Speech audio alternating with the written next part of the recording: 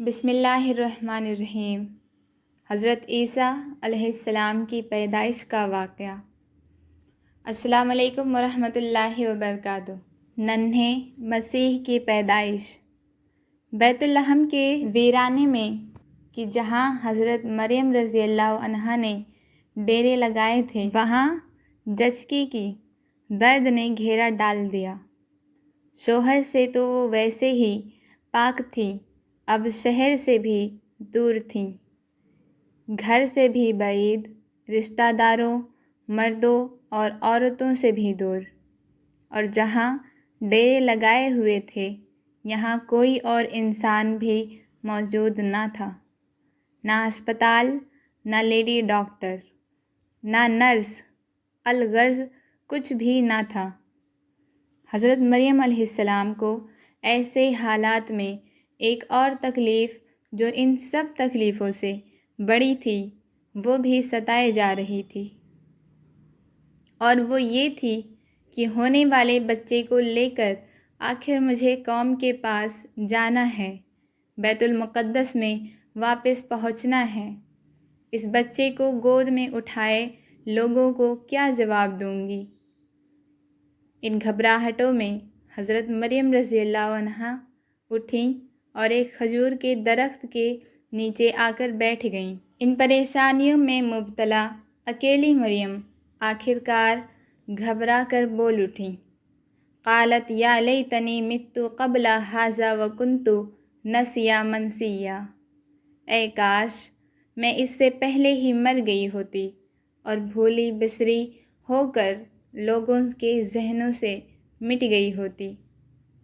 حضرت مریم علیہ السلام جہاں بیٹھی تھی وہ ٹیلہ نما پہاڑی ڈھلوان تھی۔ اس ڈھلوان کے نیچے سے ایک آواز آئی کہ اے مریم غم نہ کر، ذرا اپنے پاؤں کے نیچے نگاہ تو کر، تیرے پروردگار نے چشمہ جاری فرما دیا ہے، اور تو جس کھجور کے تنے کے ساتھ بیٹھی ہے اسے ذرا ہلا، تیرے اوپر تر و تازہ پکی ہوئی کھجوریں گریں گی، اب کھجوریں کھائے جا، پانی پیے جا، گود میں ننھے عیسیٰ علیہ السلام کو دیکھتی جا اور اپنی آنکھیں ٹھنڈی کیے جا۔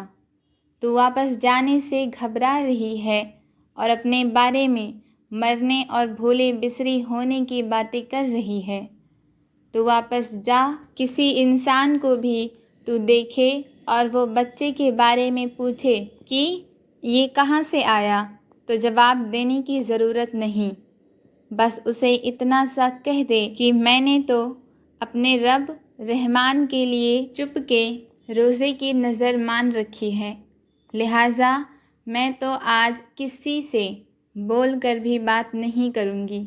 جی ہاں، پہلی شریعتوں میں چپ کا روزہ جائز تھا، آج یہ ناجائز ہے، تو جب یہ جائز تھا تو اللہ سبحانہ و تعالیٰ نے رکھنے کا حکم دیا۔ حضرت مریم علیہ السلام نے ایسا ہی کیا اور اپنے ننھے مسیح کو گود میں اٹھائے وہ بیت المقدس میں اپنے لوگوں کے پاس آ گئیں۔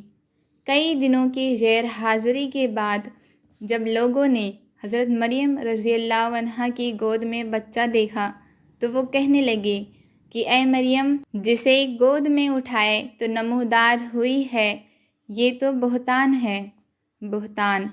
اے مریم، تو نے یہ کیا کر دیا؟ تیرا باپ بھی برا نہ تھا، تیری ماں بھی ایسی ویسی نہ تھی، اور اپنے بھائی ہارون کو دیکھ، وہ بھی نیک آدمی ہے، مگر تو نے یہ کیا کر دیا؟ حضرت مریم علیہ السلام جو چپ تھیں، انہوں نے یہ بات سن کر اپنی گود اٹھائے ہوئے بچے کی طرف اشارہ کر دیا۔ لوگوں نے کہا ہم اس سے کیا بات کریں جو گود میں شیر خوار بچہ ہے؟ بچہ بولنے لگ گیا۔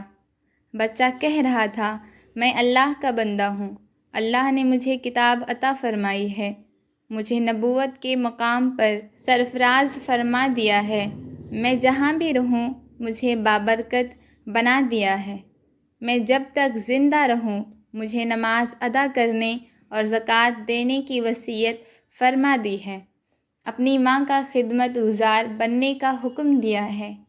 میرے رب نے مجھے جابر اور بدبخت نہیں بنایا۔ میں جس دن پیدا ہوا اور جس دن مروں گا اور قیامت کو جس دن اٹھایا جاؤں گا، ان سارے موقع پر میرے رب العالمین نے مجھ پر سلامتیاں ہی سلامتیاں کر دی ہیں۔ اللہ اللہ! لوگ یہ منظر دیکھ کر حیران رہ گئے۔ اللہ سبحانہ و تعالیٰ نے اپنی بندی کو پوری قوم کے سامنے معجز کر دیا، پریشانی کو دور کر دیا اور لوگوں کو باور کرا دیا کہ تمہاری انگلیاں اور نگاہیں بچے کی طرف اٹھ کر اور دیکھ کر زبانیں جو بول رہی ہیں وہ بند ہو جانی چاہیے کہ یہ بچہ تو اللہ سبحانہ و تعالیٰ کا نبی ہے۔ جس طرح اس کا بولنا اللہ سبحانہ و تعالیٰ کی نشانی ہے، اسی طرح اس کا پیدا ہونا اور بغیر باپ کے پیدا ہونا بھی اللہ سبحانہ و تعالیٰ کی طرف سے ایک نشانی ہے۔ لہٰذا حضرت مریم علیہ السلام کنواری ہی ہیں، اللہ کی پاک باز بندی ہیں اور اللہ کے یہاں بڑا بلند مقام رکھتی ہیں۔ بلند مقام کا اندازہ تو لگاؤ کہ حضرت مریم علیہ السلام کو فرشتے آواز دے رہے ہیں، باوجود زچگی کی حالت کے کھجور کے تنے کو ہلانے کی عرش والا رب العالمین ہمت دے رہا ہے، پھر درخت پر سے کھجوریں نہ ہونے کے باوجود پختہ اور تازہ کھجوریں گر رہی ہیں، پانی کا چشمہ ابل رہا ہے۔ یہ ساری کرامتیں اللہ سبحانہ و تعالیٰ نے اپنی بندی کے ہاتھوں سے ظاہر فرمایا ہے۔ پھر جناب والا گود میں جو بچہ اٹھایا ہوا ہے وہ گفتگو کر رہا ہے۔ الغرض حضرت مریم علیہ السلام کی کرامتوں کا عجب نظارہ ہے، ولایت کی بلندیوں کا عظیم الشان منظر ہے جو رب الکریم دکھلا رہا ہے اور ثابت کر رہا ہے کہ یہ میری مومن بندی ہے، میں نے اسے خوب خوب نوازا ہے اور اعلیٰ مقام دے کر سارے جہان کی عورتوں میں سے منتخب فرمایا ہے۔ اللہ پاک ہم سب کو مومنہ عورت بنائے۔ السلام علیکم ورحمۃ اللہ وبرکاتہ۔